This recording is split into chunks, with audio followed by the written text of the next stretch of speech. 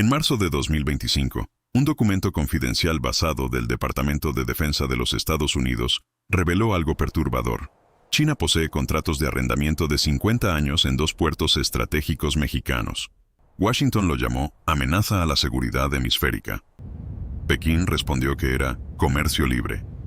Pero lo que nadie está diciendo públicamente es que esos 2 puertos están separados por apenas 200 kilómetros. La distancia más corta entre el Océano Pacífico y el Atlántico después de Panamá. Mientras el mundo estaba distraído con Taiwán y Ucrania, una guerra silenciosa comenzó en el corazón de México. Y lo que está en juego no es solo territorio, es quién controlará el comercio global durante los próximos 50 años. Hoy vas a descubrir por qué el Istmo de Tehuantepec puede convertirse en el lugar más peligroso del hemisferio occidental. Hay un principio inmutable en geopolítica. La geografía es destino. Y pocas geografías han sido tan codiciadas como el Istmo de Tehuantepec. Mira el mapa de México. Observa cómo el país se estrecha en su parte sur, formando un puente natural entre 2 océanos. 200 kilómetros de tierra.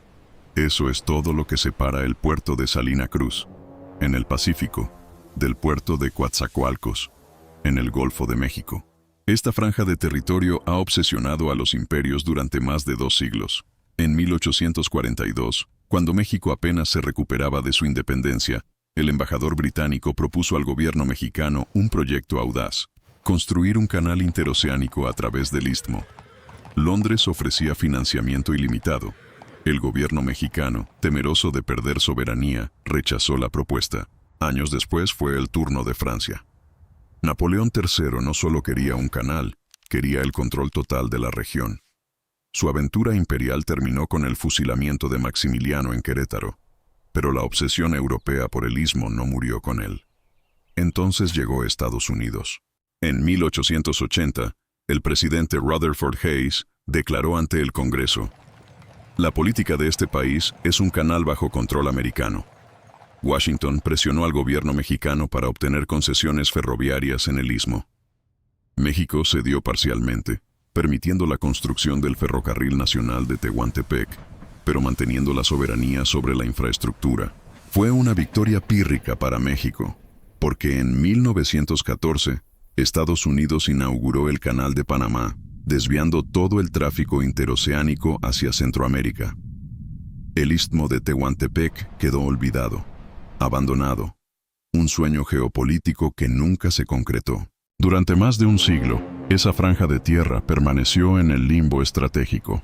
Los puertos de Salina Cruz y Coatzacoalcos operaban a baja capacidad. La infraestructura ferroviaria se oxidó, y el mundo siguió girando alrededor del Canal de Panamá. Pero en 2018 algo cambió.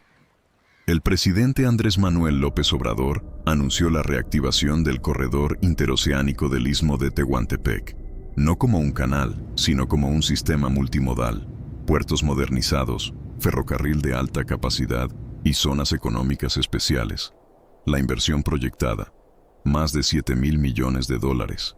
López Obrador prometió que el corredor sería la alternativa al Canal de Panamá, que México recuperaría su destino geográfico, que el Istmo, finalmente, cumpliría su promesa histórica.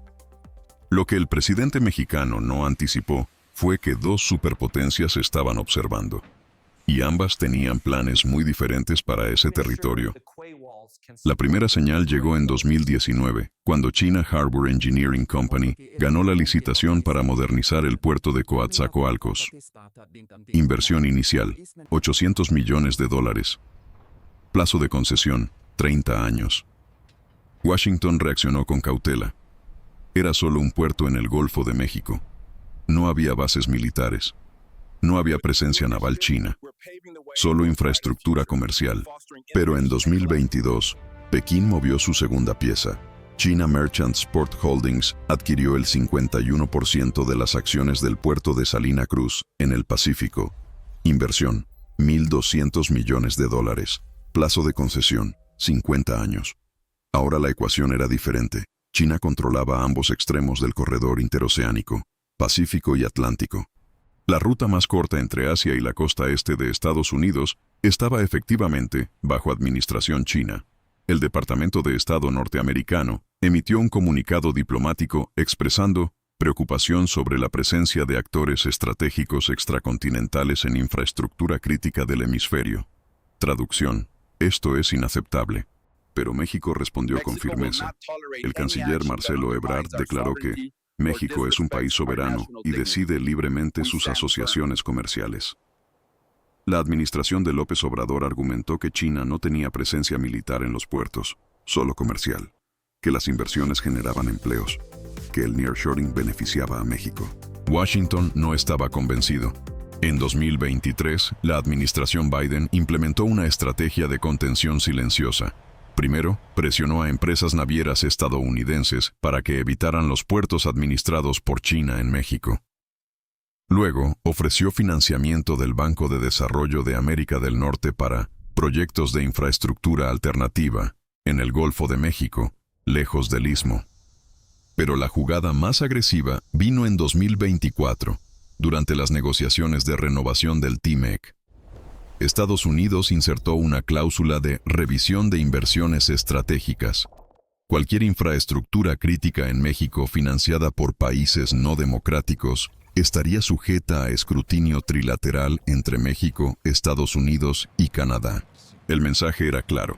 Si México permitía que China consolidara su presencia en el Istmo, Washington reconsideraría los términos del tratado comercial. México enfrentaba el dilema clásico de las potencias medias: elegir entre autonomía estratégica y dependencia económica. Y aquí está el problema. El 80% de las exportaciones mexicanas van a Estados Unidos, más de $600 millones al año. El TMEC no es solo un tratado comercial, es la columna vertebral de la economía mexicana. Pero China ofrece algo que Estados Unidos no puede igualar: inversión sin condiciones políticas, sin exigencias de derechos humanos, sin presión sobre políticas migratorias, solo capital, infraestructura y acceso al mercado asiático. Para 2025, México estaba atrapado entre el dragón y el águila, y ambos exigían lealtad exclusiva. Ahora déjame preguntarte algo. Si tú fueras el presidente de México, ¿qué elegirías? ¿Mantener la relación económica con Estados Unidos y rechazar la inversión china? ¿O aceptar el dinero de Pekín y arriesgarte a perder el acceso al mercado norteamericano? Piensa en eso mientras avanzamos. Estamos en 2026 y la tensión ha escalado. En enero de este año, la nueva administración estadounidense lanzó la Iniciativa de Seguridad Hemisférica, un programa que ofrece financiamiento directo a países latinoamericanos que reduzcan su dependencia de actores extracontinentales. México fue el primer país en la lista. La oferta de Washington es clara: $6,000 millones en créditos preferenciales para modernizar infraestructura portuaria y ferroviaria en el norte del país. A cambio, México debe renegociar los contratos de arrendamiento chinos en Salina Cruz y Coatzacoalcos. La administración mexicana todavía no ha respondido oficialmente, pero las filtraciones de prensa indican una división interna profunda. Algunos secretarios argumentan que rechazar a China es necesario para preservar la relación con Estados Unidos. Otros afirman que ceder ante la presión norteamericana sería una traición a la soberanía nacional. Mientras tanto, China no está de brazos cruzados. En febrero, Pekín anunció que empresas chinas invertirán $2,000 millones adicionales en parques industriales alrededor del corredor interoceánico, manufactura de semiconductores, ensamblaje de vehículos eléctricos, procesamiento de litio, todo destinado al mercado norteamericano, utilizando el Istmo como puente logístico. Es una movida brillante. China está usando el nearshoring, la estrategia que Estados Unidos promovió para reducir su dependencia de Asia, para consolidar su presencia en América del Norte. Y funciona, porque las empresas estadounidenses necesitan esos semiconductores, necesitan esas baterías de litio. Y si la única forma de obtenerlos rápidamente es a través del corredor interoceánico administrado por China, Washington tiene un problema. El Istmo de Tehuantepec se ha convertido en lo que los analistas llaman un punto de estrangulamiento estratégico. Un cuello de botella donde convergen intereses comerciales, industriales y geopolíticos. Y quien controle ese cuello de botella tiene poder de negociación sobre todo el sistema. Ahora, hablemos de números reales. El corredor interoceánico, Cuando esté completamente operativo en 2027, tendrá capacidad para movilizar más de 1 millón de contenedores al año. Eso representa el 40% del tráfico que actualmente pasa por el Canal de Panamá. Si solo el 20% de ese tráfico involucra productos con componentes chinos destinados a Estados Unidos, estamos hablando de 200.000 contenedores. Traducido a valor comercial, más de $30.000 millones al año.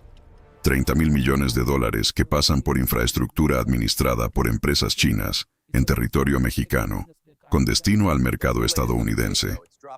Esa es la paradoja del istmo. Estados Unidos necesita la ruta para mantener su cadena de suministro, pero no puede aceptar que China controle la infraestructura. Y México no puede renunciar a la inversión china sin colapsar el proyecto más ambicioso de su historia reciente. Es un juego de suma cero. Alguien tiene que perder. Antes de continuar, quiero agradecerte por haber llegado hasta aquí. Sé que este tema es complejo, pero es fundamental entender lo que está en juego. Y te prometo que lo que viene en la conclusión va a cambiar tu forma de ver el futuro de América Latina. Quédate hasta el final. Entonces, ¿qué va a pasar con el istmo de Tehuantepec? Hay 3 escenarios posibles. Escenario 1. México cede ante la presión estadounidense, renegocia los contratos con China, limita la presencia de empresas chinas en el corredor y acepta el financiamiento de Washington. A cambio, preserva el TMEC y mantiene su acceso al mercado norteamericano, pero pierde la inversión china, ralentiza el desarrollo del istmo y refuerza su dependencia económica del norte. Escenario 2. México mantiene los contratos con China y rechaza las exigencias de Estados Unidos. Pekín consolida su presencia en ambos puertos. El corredor se convierte en la principal ruta comercial entre Asia y América, y México gana autonomía estratégica. Pero Washington responde con aranceles selectivos, restricciones comerciales y presión diplomática. El TMEC entra en crisis. La economía mexicana sufre. Escenario 3. México juega a 2 bandas. Mantiene los contratos chinos pero limita su alcance operativo, acepta parte del financiamiento estadounidense y negocia garantías de que el istmo será una zona comercial neutral. Es la apuesta más arriesgada, porque requiere equilibrio perfecto. Un solo error y ambas superpotencias abandonan a México. La historia nos enseña que las potencias medias rara vez ganan cuando quedan atrapadas entre imperios. Panamá aprendió esa lección en 1989, cuando Estados Unidos invadió el país para derrocar a Manuel Noriega y proteger el canal. Nicaragua la aprendió durante toda la Guerra Fría, cuando su territorio se convirtió en campo de batalla entre Washington y Moscú. México tiene una ventaja que esos países no tuvieron: tamaño. Con 130 millones de habitantes y una economía de $1.400.000 millones, México no es un país que pueda ser ignorado o aplastado fácilmente. Pero tampoco es una superpotencia. No tiene arsenal nuclear. No tiene proyección militar global. No tiene moneda de reserva internacional. Lo que México tiene es geografía. Y esa geografía, el istmo de Tehuantepec, es tanto su mayor activo como su mayor vulnerabilidad. Porque en geopolítica, los activos estratégicos nunca pertenecen realmente a quien los posee. Pertenecen a quien tiene el poder para controlarlos. La pregunta no es si el istmo será controlado por una superpotencia. La pregunta es cuál. ¿Y a qué precio México permitirá que eso suceda? En 2030, cuando mires hacia atrás, recordarás 2026 como el año en que México tuvo que elegir su destino. Y esa elección no solo definirá el futuro del país, definirá el equilibrio de poder en todo el hemisferio occidental. El istmo de Tehuantepec no es solo tierra mexicana. Es el tablero donde se juega el futuro de América. Ahora quiero saber qué piensas tú. ¿De qué lado crees que quedará México? ¿Con Estados Unidos, con China, o intentará mantenerse neutral? Déjanos tu opinión en los comentarios. Y si este análisis te hizo ver la geopolítica de otra manera, suscríbete a Eje Norte, Crónicas de Poder. Porque esta batalla recién comienza.